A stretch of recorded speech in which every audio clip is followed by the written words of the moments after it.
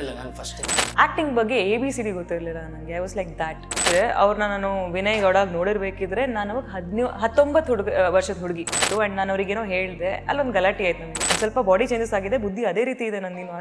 ಅಲ್ಲಿ ಮನೆ ಒಳಗೂ ಎಲ್ಲ ಕ್ಲಾರಿಟಿ ಕೊಡು ಅಂತ.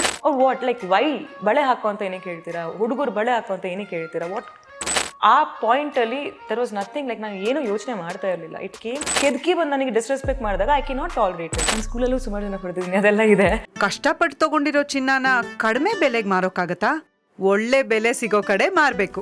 ಇಷ್ಟು ಕಡಿಮೆ ಚಿನ್ನಕ್ಕೆ ಅಧಿಕ ಬೆಲೆ ಕೊಡೋದು ಅಭಯ ಗೋಲ್ಡ್ ಬಯರ್ಸ್ ಮಾತ್ರ.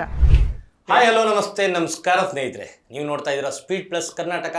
ನಾನು ನಿಮ್ಮ ಸಂದೀಪ್. ಒಂದು ಬಳೆ ಎಷ್ಟು ದೊಡ್ಡ ಮಟ್ಟಿಗೆ ಸದ್ದು ಮಾಡುತ್ತೆ ಅನ್ನೋದು ಮೋಸ್ಟ್ಲಿ ಬಳೆ ಹಾಕಿರೋರಿಗೂ ಎಷ್ಟೋ ಜನ ಗೊತ್ತಿರಲ್ಲ. ಬಿಗ್ ಬಾಸ್ ಅಂತ ಅಂದರೆ ಬರೀ ಹುಡುಗರುಗಳು ಕೂಗಾಡ್ತಾರೆ, ಕಿರ್ಚಾಡ್ತಾರೆ, ಅವರೇ ಡಾಮಿನೇಟ್ ಮಾಡ್ತಾರೆ ಅನ್ನೋದಿತ್ತು. ಬಟ್ ಆದರೆ ಈ ಬಾರಿಯ ಬಿಗ್ ಬಾಸಲ್ಲಿ ಒಂದು ಹೆಣ್ಣುಡುಗಿ ಕೂಡ ಈ ಮಟ್ಟಿಗೆ ಸೌಂಡ್ ಮಾಡಬಹುದು ಅಂತ ತೋರಿಸ್ಕೊಟ್ಟಿರೋದು ಸಂಗೀತ ಶೃಂಗೇರಿ. ನನ್ನ ಜೊತೆ ಇದ್ದಾರೆ. ಸಂಗೀತ, ಹೇಗಿದ್ದೀರಾ? ಸೂಪರ್ ಆಗಿದೆ, ನೀವು ಹೇಗಿದ್ದೀರಾ? ಓ ಸೂಪರ್ ಆಗಿದ್ದೀನಿ.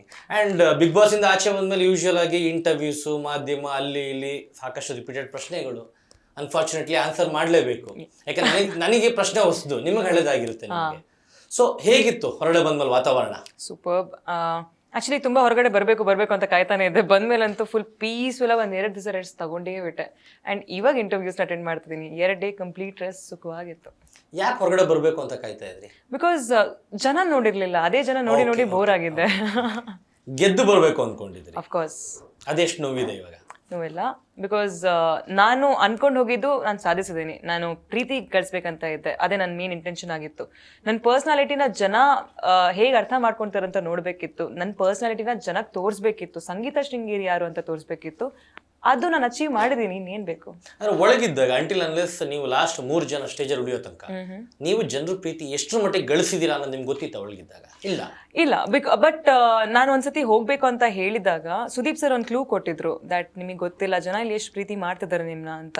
ನಾನು ಒಂದ್ಸತಿ ತುಂಬಾ ಸ್ಯಾಡ್ ಆಗಿದ್ದಾಗ ಬಿಗ್ ಬಾಸ್ ಕಡೆಯಿಂದ ಒಂದು ಮಾತುಗಳು ಬಂದಾಗ್ಲೂ ಕೂಡ ಆ ಮಾತು ಬಂದಿತ್ತು, ನಿಮಗೆ ಗೊತ್ತಿಲ್ಲ ಜನ ನಿಮ್ನ ಕೇಳಿಸ್ಕೊಳ್ತಾ ಇದ್ದಾರೆ. ಇಲ್ಲಿ ಮನೆಯವ್ರು ಕೇಳದೆ ಇರ್ಬೋದು, ಆದ್ರೆ ಜನ ನಿಮ್ನ ಕೇಳಿಸ್ಕೊಂತಿದ್ದಾರೆ ಅಂತ ಅವರು ಕೂಡ ಒಂದ್ಸತಿ ಹೇಳಿದ್ರು. ಅದು ನಂಗೆ ಅರ್ಥ ಆಗಿರ್ಲಿಲ್ಲ. ಆದ್ರೆ ಫ್ಯಾಮಿಲಿ ಎಪಿಸೋಡ್ ಬಂದಾಗ ಫ್ಯಾಮಿಲೀಸ್ ಪ್ರತಿ ಸಲ ಹೇಳಿ ನಾನು ಕೇಳಿರೋಂಥ ಪದಗಳು ಅದಾದ್ಮೇಲೆ ಮನೆಯವ್ರ ಪರ್ಸ್ಪೆಕ್ಟಿವ್ ಚೇಂಜ್ ಆಗಿರೋದೆಲ್ಲ ನೋಡ್ಬಿಟ್ಟು ನನ್ಗೆ ಅರ್ಥ ಆಯ್ತು, ಓಕೆ ಫೈನ್, ಜನ ಇದ್ದಾರೆ, ಜನ ನೋಡ್ತಾ ಇದ್ದಾರೆ. ಇಲ್ಲಿರೋ ಪರ್ಸ್ಪೆಕ್ಟಿವ್ ಒರಿಜಿನಲ್ ಅಲ್ಲ, ದರ್ಸ್ ಅದರ್ ಪರ್ಸ್ಪೆಕ್ಟಿವ್, ಬೇರೆ ಥರನೇ ಜನ ನೋಡ್ತಾ ಇದ್ದಾರೆ ಅಂತ. ಸೊ ಅದಕ್ಕೆ ನಿಧಾನ ಗೊತ್ತಾಗ್ತಾ ಬಂತು. And that was incredible actually. Because ಹೊರಗಡೆ ಬರ್ತಿದ್ದಂಗೆ ಯಾರೂ ಕೂಡ ಕಂಟೆಸ್ಟೆಂಟ್ಸಲ್ಲಿ ನನ್ನ ಹೆಸರು ತಗೊಂಡಿರಲಿಲ್ಲ. ಯಾರು ಔಟ್ ಆಗಬೇಕು ಅಂತ ಹೇಳಿದಾಗ ಇವ್ರುಗಳು ಎಲಿಮಿನೇಟ್ ಆಗಿರೋಂಥ ಕಂಟೆಸ್ಟೆಂಟ್ಗಳು ವಾಪಸ್ ಬಂದಾಗ ಅವ್ರ ಪರ್ಸ್ಪೆಕ್ಟಿವ್ಸ್ ಗೊತ್ತಾಗಿತ್ತು ವೇರ್ ಐ ಸ್ಟ್ಯಾಂಡ್ ಅಂತ. ಎಲ್ಲರೂ ಹೇಳ್ತಿದ್ರು ನನ್ನ ಪರ್ಸ್ಪೆಕ್ಟಿವ್ ಚೇಂಜ್ ಆಗಿದೆ ಸಂಗೀತ ಕಡೆ ಅಂತ. ಎಸ್ಪೆಷಲಿ ಮೈಕಲ್ಲಿ ಹೇಳಿದಾಗ ನಂಗೆ ತುಂಬ ಖುಷಿಯಾಗಿತ್ತು. ಇನ್ನೇನು ಬೇಕು? ಅದು ಆ್ಯಕ್ಚುಲಿ ಕಪ್ ಗೆದ್ದ ಮೇಲೂ ಮೋಸ್ಟ್ಲಿ ಇದು ಸಿಗದೆ ಇದ್ದರೆ ಬೇಜಾರಾಗುತ್ತೆ. ಬಟ್ ಕಪ್ ಗೆಲ್ದೇನೆ ಈ ಥರದ್ದು ಒಂದು support without spending a rupee on PR ಇದು ಗಳಿಸಿದ್ದೀನಿ ಅಂದರೆ ಇನ್ನೇನು ಬೇಕು? This is the best achievement. ಅಂದ್ರೆ ಬಿಗ್ ಬಾಸ್ಗೆ ಹೋಗಿ ಬಂದಿರೋದು ನಿಮಗೆ ಖುಷಿ ಇದೆ? Definitely satisfied? ಡೆಫಿನೆಟ್ಲಿ. ಬಟ್ ಈ ಪ್ರಶ್ನೆ ಸಾಕಷ್ಟು ಜನ ಕೇಳಿರ್ತಾರೆ, ಬಟ್ ನಾನು ಕೇಳ್ತೀನಿ. ಬಿಗ್ ಬಾಸ್ಗೆ ಹೋಗೋಕ್ಕಿಂತ ಮುಂಚೆ ಒಂದು ಡೈಲಾಗ್ ಇರುತ್ತೆ ಸಂಗೀತ, 1 ಕೋಟಿ ಕೊಟ್ಟರು ನಾನು ಹೋಗೋದು. ಹಾಗಿದ್ಮೇಲೆ 1/2 ಕೋಟಿಗೋಸ್ಕರ ಯಾಕೆ ಒಪ್ಕೊಂಡ್ರಿ? ಹ್ಯಾಪಿ ಬಿಗ್ ಬಾಸ್ ಅಂತ. What made you? Yeah, so the thing is, ನಾನು ಅಲ್ಲಿವರೆಗೂ ಬಿಗ್ ಬಾಸ್ ಅಂತ ಬಂದಾಗ ನಾನು ಕಾಂಟ್ರವರ್ಸಿ ಅದು ಇದು ಅಂತಾನೆ ಅನ್ಕೊಂಡಿದ್ದೆ. ಬಟ್ ಈ ಸಲ ನಮ್ಮ ಅತ್ತಿಗೆ ಮನೆಗೆ ಬಂದು 2 ವರ್ಷ ಆಗಿತ್ತು, ಅಣ್ಣನ ಮದುವೆ ಆಗಿ ಬಂದು. ಆ್ಯಂಡ್ ಅವ್ರಿಗೆ ನಾನು ಇದು ಹೇಳಿದಾಗ ಮತ್ತೆ ಬಿಗ್ ಬಾಸಿಂದ ಆಫರ್ ಬಂದೆ, ನೋಡು ಸುಚಿ ಅಂತ ಹೇಳಿದಾಗ ಹೋಗ್ಬೇಕು ನೀನು ಅಂತ ಹೇಳಿದ್ರು. ಈ ಸಲ ನನ್ನ 3 ಮೂವೀಸ್ ರಿಲೀಸ್ ಆಗಿದ್ವು. ಸಂಗೀತ ಶೃಂಗೇರಿ ಮಾಡಿರೋ ಪಾತ್ರಗಳು ದೇವಿಕಾ, 777 ಚಾರ್ಲಿ, ಅನ್ನು ಮತ್ತೆ ಲಕ್ಕಿ ಮ್ಯಾನಲ್ಲಿ. ಸತಿ ಹರರ್ ಮಹಾದೇವದಲ್ಲಿ ಜನಕ್ಕೆ ಗೊತ್ತಿತ್ತು, ಇವಳು ಹರರ್ ಮಹಾದೇವಲ್ಲಿ ಸತಿ ಮಾಡಿದ್ಲಲ್ಲ ಅವಳಲ್ಲ ಅಂತ ಹೇಳೋರು. ಇವ್ರಿಗೆ ಯಾಕೆ ನನ್ನ ಹೆಸರು ಗೊತ್ತಿಲ್ಲ ಅಂತ ನಂಗೆ ಅನ್ಸೋದು ಯಾವಾಗಲೂ. ಯಾಕೆ ನನ್ನ ಸಂಗೀತ ಶೃಂಗೇರಿ ಅಂತ ಗುರ್ತಿಸ್ತಾರೆ? ಎಸ್, ಬಟ್ ಹೆಸರಿಗೆ ಯಾವತ್ತೂ ಅದು ಬರಲ್ಲ. ಹೆಸರಿಗೆ ಯಾವಾಗ ಬರುತ್ತೆ ಅಂದ್ರೆ ನಿಮ್ ಪರ್ಸನಾಲಿಟಿ ಕಂಡಾಗ ಬರುತ್ತೆ, ಇವರು ಸಂಗೀತ ಶೃಂಗೇರಿ ಅಂತ. ಸೊ ನನಗೇನು ಅನಿಸ್ತು, ಈ ಮಾಡಿರೋಂಥ ಪಾತ್ರಗಳು ತುಂಬ ಚೆನ್ನಾಗಿದ್ದಾವೆ, ಬಟ್ ಅದು ನನ್ನ ಪರ್ಸ್ನಾಲಿಟಿ ಅಲ್ಲ. ಬಿಕಾಸ್ ನೋಡಿದ್ರೆಲ್ಲ ಅದರೆಲ್ಲ ಆ ಥರನೇ ಕಾಣ್ತೀರಾ, ಇವಾಗ ಬೇರೆ ಥರನೇ ಇದ್ದೀರಾ, ಹಿಂಗೂ ಚೆನ್ನಾಗಿದ್ದೀರಾ ಅಂತ ಹೇಳೋರು. ಸೊ ನಂಗೆ ಯಾವಾಗಲೂ ಅನ್ಸೋದು, ಯಾವಾಗ ನಾನು ಗುರ್ತಿಸ್ತಾರೆ ಸಂಗೀತ ಶೃಂಗೇರಿ ಯಾರು ಅಂತ ಯಾವಾಗ ಯಾರಿಗಾದ್ರೂ ಗೊತ್ತಾಗುತ್ತೆ ಅಂತ. ನಾನು ಅದಕ್ಕೆ ಹೇಳಿರೋದು, ನಿನ್ನ ಪರ್ಸ್ನಾಲಿಟಿಗೆ big boss is the right platform. I think you should go there. Because ನೀನು ತುಂಬ ಇನ್ಸ್ಪೈರ್ ಮಾಡ್ತೀಯಾ ಜನನ ಅಂತ. She motivated me. ನಾನು ಯೋಚನೆ ಮಾಡಿದೆ ಬೇಕಾ ಬೇಡ ಅಂತ. ಅವ್ರಿಗೆ ತುಂಬ ನಾಲೆಜ್ ಇದೆ ಇಂಡಸ್ಟ್ರಿ ಬಗ್ಗೆ, ನಂಗೆ ಆ್ಯಕ್ಚುಲಿ ಏನೂ ಗೊತ್ತಿಲ್ಲ, ನಿಮ್ಗೆ ಗೊತ್ತಾಗಿರುತ್ತೆ ಇಷ್ಟೊತ್ತಿಗೆ. ಸೊ ಅಲ್ಲಿರೋರು ಯಾರೂ ನಂಗೆ ಪರಿಚಯ ಇರಲಿಲ್ಲ ಕೂಡ, ಅಂದರೆ I didn't know any one. Vinay ಮಾತ್ರ, ಬಿಕಾಸ್ ಅವ್ರ ಜೊತೆ ನಾನು ಕೆಲಸ ಮಾಡಿದ್ದೆ. ಎಸ್, ಅದೊಂದೇ ವಿಷಯಕ್ಕೆ ಅವ್ರು ಗೊತ್ತಿದ್ರು, ಬೇರೆ ನಾನು ನೋಡ್ತಿರ್ಲಿಲ್ಲ ಯಾವುದು, ಬಿಕಾಸ್ ಅದರ್ ರೀಸನ್ಸ್ ಹೇಳಿದ್ದೀನಿ ಬಿಗ್ ಬಾಸಲ್ಲಿ ನಾನು. ಸೊ ನನಗಿದ್ದು ಒಂದೇ ಒಂದು ಇಂಟೆನ್ಷನ್, ನನ್ನ ಪರ್ಸ್ನಾಲಿಟಿನ ಜನಕ್ಕೆ ಮುಟ್ಸ್ಬೇಕು ಅಂತ. ಐ ಡೋಂಟ್ ಥಿಂಕ್ ಬಿಗ್ ಬಾಸ್ಗಿಂತ ಬೇರೆ ಯಾವುದಾದ್ರೂ ವೇದಿಕೆ ಇದೆ ನಿಮ್ಮ ಪರ್ಸ್ನಾಲಿಟಿನ ಜನಕ್ಕೆ ಮುಟ್ಸೋ ರೀತಿ ತೋರಿಸೋ ಹಾಗಿರೋಂಥದ್ದು. ಸೊ ಒಂದದು. ಇನ್ನೊಂದು ಮೀಟಿಂಗ್ ಟೀಮ್ ಜೊತೆ ಎಲ್ಲ ಆದಾಗ what a special this time ಅಂತ ಕೇಳಿದಾಗ ಹ್ಯಾಪಿ ಬಿಗ್ ಬಾಸ್ ಅಂತ ಹೇಳಿದ್ರು. It's unlike other seasons.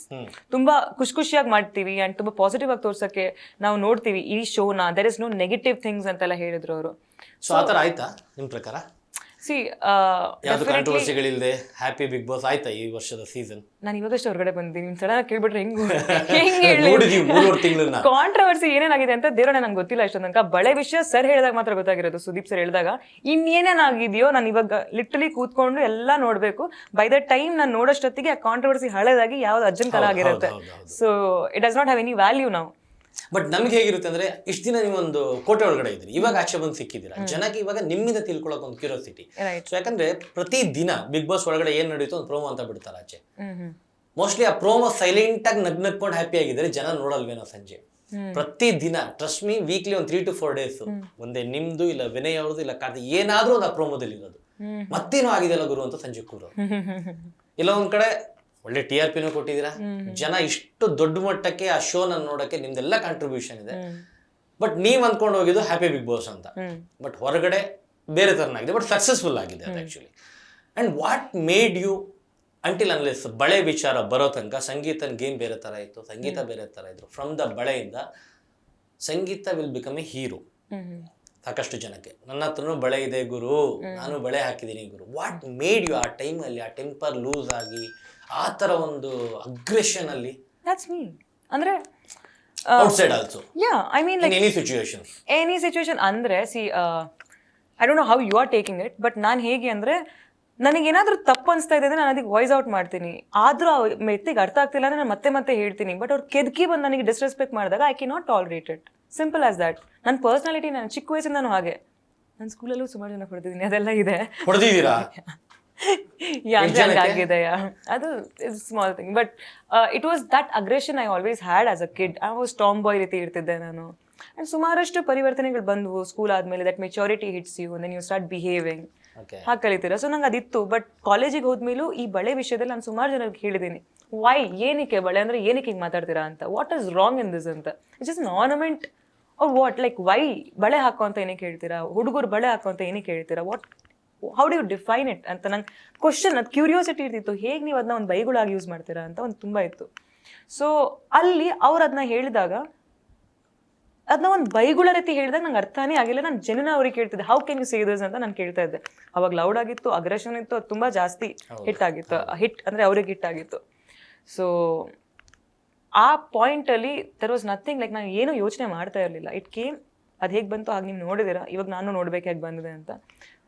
ಇವತ್ತಿಗೂ ತಿರುಗಿ ನೋಡಿದ್ರೆ I still stand with that. ಇವತ್ತಿಗೂ ಅಂಥದ್ದು ಇನ್ನೊಂದು ಇನ್ಸಿಡೆಂಟ್ ಆದರೆ I will still react the same way. Okay, ಬಳೆ ಇನ್ಸಿಡೆಂಟ್ ಆದಮೇಲೆ ಡೆಫಿನೆಟ್ಲಿ ಜನ ಜಾಸ್ತಿ ಇಷ್ಟಪಡಕ್ಕೆ ಸ್ಟಾರ್ಟ್ ಮಾಡ್ತಾರೆ. ಹೌದು, ಸಂಗೀತ ಮಾಡಿದ್ದು ಕರೆಕ್ಟ್ ಅಂತಾರೆ, we have to stand with her ಅಂತಾರೆ. ಬಟ್ ಹೊರಗಡೆ ಹಾಗೆ ಬೇರೆ ಬೇರೆ ರೀತಿಯ ಚರ್ಚೆಗಳಾಗುತ್ತೆ. ಸಂಗೀತ ಮತ್ತು ವಿನಯ್ ಒಟ್ಟಿಗೆ ಆ್ಯಕ್ಟ್ ಮಾಡೋದ್ರಿಂದ ಮಧ್ಯದಲ್ಲಿ ಏನೋ ಒಂದು ಮನಸ್ತಾಪಗಳಿದ್ದಾವೆ. ಅದರಿಂದ ಇವರಿಬ್ಬರು ಈ ಥರ ಕಿತ್ತಾಡ್ತಿದ್ದಾರೆ. ಇವ್ರು ಹೇಳೋದನ್ನ ಅವ್ರು ಸರಿ ಒಪ್ಪಲ್ಲ, ಅವ್ರು ಹೇಳೋದನ್ನ ಇವ್ರು ಒಪ್ಪಲ್ಲ, ಇಬ್ಬರು ಎಗನೆಸ್ಟ್ ಟೀಮ್ಗಳಾಗ್ತಾರೆ. ಈ ಥರ ಒಂದು ಇದಾಗುತ್ತೆ. ಏನೋ ಕ್ಲಾರಿಫಿಕೇಶನ್ ಕೊಡ್ಬೋದಾ ಅದಕ್ಕೆ? ಆ ಥರ ಏನಾದ್ರು ಇದ್ದರೆ? ನೀವು ಕ್ಲಾರಿಟಿ ಕೇಳ್ತಿದ್ದೀರಲ್ಲ, ಇಲ್ಲ ನಾನು ಫಸ್ಟ್ ಟೈಮ್ ಕೇಳ್ತಾ ಇದ್ದೀನಿ, ನನಗೆ ಗೊತ್ತಿಲ್ಲ. ಅಲ್ಲಿ ಮನೆ ಒಳಗೂ ಎಲ್ಲ ಕ್ಲಾರಿಟಿ ಕೊಡು ಅಂತ ಕೇಳಿ ಯಾವುದು ನಮ್ಮ ಪ್ರಶ್ನೆ ಅಲ್ಲ. ಹೊರಗಡೆ ನಿಮ್ಮ ಅಭಿಮಾನಿಗಳು ವೋಟ್ ಮಾಡಿರೋರು, ಇಷ್ಟಪಟ್ಟವ್ರು ಏನು ಡಿಸ್ಕಸ್ ಮಾಡಿದಾರಲ್ಲ ಅವರಿಗೊಂದು ತಲುಪಿಸೋ ಒಂದು ಪ್ರಯತ್ನ. ರೈಟ್. So fair enough. ಹರರ್ ಮಾದೇವ್ ಮಾಡ್ತಿರ್ಬೇಕಿದ್ರೆ ಅವ್ರನ್ನ ನಾನು ವಿನಯ್ ಗೌಡಾಗ್ ನೋಡಿರ್ಬೇಕಿದ್ರೆ ನಾನು ಅವಾಗ 19 ವರ್ಷದ ಹುಡುಗಿ, ಕಾಲೇಜ್ ಜಸ್ಟ್ ಪಾಸ್ ಔಟು ಆಗಿರಲಿಲ್ಲ ಆ ಟೈಮಲ್ಲಿ ನಾನು ಎಂಟರ್ ಆಗಿದ್ದೆ. ಆ್ಯಕ್ಟಿಂಗ್ ಬಗ್ಗೆ ABCD ಗೊತ್ತಿರಲಿಲ್ಲ ನನಗೆ. I was like that. ನಾನು ಮೊದಲೇ ಹೇಳಿದ ಹಾಗೆ ನಾನು ಟಾಮ್ ಬಾಯ್ ರೀತಿ ಇದ್ದೆ. ನಾನು ಯಾವಾಗಲೂ ಅಲ್ಲಿ ಇಲ್ಲಿ ಒಂಥರ ಓಡಿ ಆ ಕಡೆ ಈ ಕಡೆ ಓಡೋದು, ಅವ್ರನ್ನ ಓಡಿಸೋದು ಇವ್ರನ್ನ ಓಡಿಸೋದು, ಬಾ ಅಂತ ಏನು ಇಲ್ಲಿ ಮಾಡ್ತಿದ್ನೋ ಬಿಗ್ ಬಾಸ್ ಹೌಸಲ್ಲಿ ಅದೇ ರೀತಿ ಇರ್ತಿದ್ದೆ ನಾನು ಅವಾಗಲೂ ಕೂಡ. ಏನಿಲ್ಲ, ಒಂದು ಸ್ವಲ್ಪ ಬಾಡಿ ಚೇಂಜಸ್ ಆಗಿದೆ, ಬುದ್ಧಿ ಅದೇ ರೀತಿ ಇದೆ ನಂದಿನ. Like active, so active, energetic. ಅವಾಗಲೂ ಅಷ್ಟೇ ನನಗೆ ಅಲ್ಲೇನೋ ಪ್ರಾಬ್ಲಮ್ ಆಯಿತು ಆ್ಯಂಡ್ ನಾನು ಅವ್ರಿಗೇನೋ ಹೇಳಿದೆ, ಅಲ್ಲೊಂದು ಗಲಾಟೆ ಆಯ್ತು ನಮಗೆ. ನಾನು ಯಾವತ್ತೂ ಅವಾಗಲೂ ಹಾಗೆ ಇದ್ದೆ, ಲೈಕ್ ನನಗೆ ಏನಾದರೂ ಅನಿಸ್ತು ಅಂದರೆ ಐ ಟೆಲ್ ಇಟ್. ಓಕೆ, ಅದನ್ನ ನಾನು ಫಿಲ್ಟರ್ ಮಾಡಿಲ್ಲ, ಯುನೋ ಲೈಕ್ ಕೋಟಿಂಗ್ ಎಲ್ಲ ಮಾಡಿಬಿಟ್ಟು ನಾನು ಹೇಳಲ್ಲ, ನಂಗೆ ಬರಲ್ಲ, ನನ್ನ ವ್ಯಕ್ತಿತ್ವನೇ ಅಲ್ಲ. ಅನ್ಫಿಲ್ಟರ್ಡ್ ಆಗಿ ಹೇಳ್ಬಿಡ್ತೀನಿ ಹೇಗಿದೆಯೋ ಹಾಗೆ. ಅದು ಎಲ್ಲರಿಗೂ ಆಕ್ಸೆಪ್ಟ್ ಮಾಡೋಕೆ ಆಗಲ್ಲ. ಸೊ ಅಲ್ಲೂ ನಮ್ಮ ಗಲಾಟೆಗಳು ನಡೀತಿದೆ, ಮಿಸ್ಅಂಡರ್ಸ್ಟ್ಯಾಂಡಿಂಗ್ಸ್ ಆಗಿದ್ದಾವೆ. ಬಟ್ ಆಮೇಲೆ ಅದು ಕೂಲ್ ಡೌನ್ ಕೂಡ ಆಗಿದೆ. ಇವಾಗ ನೀವು ಹೇಗೆ ಬಿಗ್ ಬಾಸ್ ಹೌಸಲ್ಲಿ ನೋಡ್ತಾ ಇದ್ದೀರಾ, ಒಂದ್ಸಲ ಫ್ರೆಂಡ್ಸ್ ಆಗಿರ್ತೀವಿ, ಒಂದ್ಸತಿ ಗಲಾಟೆ ಮಾಡ್ತೀವಿ, ಒಂದ್ಸತಿ ಫ್ರೆಂಡ್ಸ್ ಆಗಿರ್ತೀವಿ, ಗಲಾಟೆ ಮಾಡ್ತೀವಿ, ಅದೇ ರೀತಿ ಸೆಟಲ್ ಇದ್ವಿ. ದಟ್ ಇಸ್ ವಿನಯ್ ಹೇಗೆ ಕಾಣಿಸಿದಾರೋ ಹಾಗೆ ಇದ್ರು ಅಲ್ಲೂ ಕೂಡ ಅವರು. That's no changes in him. That's why I respect him as a player. ನಾನು ಯಾವತ್ತೂ ಅವ್ರನ್ನ ಕೆಟ್ಟದಾಗಿ ಹೇಳಿಲ್ಲ. He is playing a good game ಅಂತಾನೆ ಹೇಳ್ತಿದ್ದೆ, because he is like that, he is not faking it. So that's Vinay. And ನಂದು ಅವ್ರದ್ದು ಹಿಂಗೆ ಇರ್ತಿತ್ತು bond. So that's why we have respect ಒಬ್ರಿಗೊಬ್ರು ಕಂಡ್ರೆ. ಬಟ್ ಅಲ್ಲಿ ಶೂಟಿಂಗ್ ಅಲ್ಲಿ ಇದ್ದಾಗ ಏನೇ ಇದಾದ್ರೂ ಸಂಜೆ ಮುಗಿಸ್ಕೊಂಡು ನಿಮ್ಮ ಮನೆಗೆ ನೀವು ಅವ್ರ ಮನೆಗೆ ಹೋಗ್ತಿದ್ರಿ, ಮರಿತಿದ್ರಿ, ಬೇರೆ ಬೇರೆ ಇತ್ತು. ಬಟ್ ಇಲ್ಲಿ ಆ ಥರ ಇರ್ಲಿಲ್ಲ. ಅಲ್ಲೇ ಇರ್ಬೇಕು, ಮಾನೇ ದಿನ ಬೆಳಿಗ್ಗೆ ಇದ್ರೆ ಮತ್ತೆ ಮುಖ ನೋಡ್ಬೇಕು, ಮತ್ತೆ ಟಾಸ್ಕ್ ಆಡಬೇಕು. ಬಿಕಾಸ್ ಆಫ್ ಆ ರೀಸನ್ ಇಂದ ಹೀಟ್ ಜಾಸ್ತಿ ಆಯ್ತು. ಎಸ್, ಹೌದು. ಬಿಕಾಸ್ ಸಿ ನೀವು ನೋಡಿದಾಗೆ ನನಗೆ ಯಾರಾದರೂ ಹರ್ಟ್ ಮಾಡ್ತಾರೆ ಅಂದರೆ I don't go back to them. ನಾನು ಹೋಗ್ಬಿಟ್ಟು ಅಪಾಲಜೈಸ್ ಮಾಡಲ್ಲ, ಸೀನ್ ಇರಲ್ಲ. ಅಂಟಿಲ್ ಆ್ಯಂಡ್ ಅನ್ಲೆಸ್ ನನ್ನ ತಪ್ಪಿರಲ್ವೋ I will not go, I not take the first step ಅದ್ರ ಕಡೆಗೆ. ಕಾರ್ತಿಕ್ ಕೊನೆವರೆಗೂ ಅದನ್ನ ಟ್ರೈ ಮಾಡ್ತಾನೆ ಇರ್ತಾರೆ, ನಿಮ್ಮ ಹತ್ರ ಒಂದು ಸಾರಿ ಕೇಳಿ ಎಲ್ಲ ಸರಿಪಡಿಸ್ಕೊಬೇಕು ಅಂತ. But the damage was done. Trust ಅನ್ನೋದಿರುತ್ತಲ್ವಾ, ದ್ಯಾಟ್ ತುಂಬ ಸೂಕ್ಷ್ಮವಾದದ್ದು. ತುಂಬ ಅಂದರೆ you should be very careful with that thing called trust. But Vinay ವಿಷಯದಲ್ಲಿ ಹಂಗಿದೇನೂ ಆಗಿರಲಿಲ್ಲ. ಮನಸ್ತಾಪಗಳು ಗಲಾಟೆ ಆಗಿದ್ವು, ಎದುರುಗಡೆ ಆಗಿದ್ವು, ಏನೂ ಕೂಡ ಯುನೋ ಲೈಕ್ ಅಷ್ಟು ಎಫೆಕ್ಟ್ ಮಾಡೋಂಥದ್ದು ಏನೂ ಇರಲಿಲ್ಲ. But Karthik did the worst thing. Like sorry ಅಂತ ಕೇಳ್ಬಿಟ್ಟು ಅದನ್ನ ಒಂದು ವೇದಿಕೆ ಮೇಲೆ ಯೂಸ್ ಮಾಡ್ಕೊಂಡು ಅವ್ರು ಮಾಡಿರೋಂಥ ತಪ್ಪಿಗೆ I can never forgive him. ಆ ಮನೇಲಿ ಐ ಕುಡ್ ನಾಟ್, ಬಿಕಾಸ್ ನಂಗೆ ಮತ್ತೆ ಟ್ರಸ್ಟ್ ಮಾಡೋಕ್ಕಾಗ್ತಿರ್ಲಿಲ್ಲ. ಬೇರೆ ಏನೂ ಅಲ್ಲ, ಟ್ರಸ್ಟ್ ಮಾಡಿ ನಾನು ಹೋಗ್ಬಿಟ್ಟು ಸಾರಿ ಅಂತ ಕೇಳಿರೋದನ್ನ ಅವರು ಒಂದು ವೇದಿಕೆ ತಗೊಂಡು ಅದನ್ನು ಅಲ್ಲಿ ನೋಡು ಸಂಗೀತ ಹತ್ರ ಸಾರಿ ಹೇಳಿದೆ ಅಂತ ಹೇಳಿದಾಗ ಹಿ ಬ್ರೋಕ್ ದ ಟ್ರಸ್ಟ್. ಇನ್ನು ನಾನು ಹೆಂಗೂ ಇವ್ರಿಗೆ ಸಾರಿ ಹೇಳಿ ಮುಂದೆ again he will tell the same thing, sorry ಹೇಳಿದೆ ಸಂಗೀತನ ಹತ್ರ ಅಂತ. ಸೊ ಟ್ರಸ್ಟ್ ಅಂತ ಹೊರಟೋಗ್ಬಿಡ್ತು. So I could never believe him again. It was ಆ ಮನೇಲಿ ನಡೆದಿರುವಂಥ ವಿಷಯಗಳು. Speed plus Karnataka.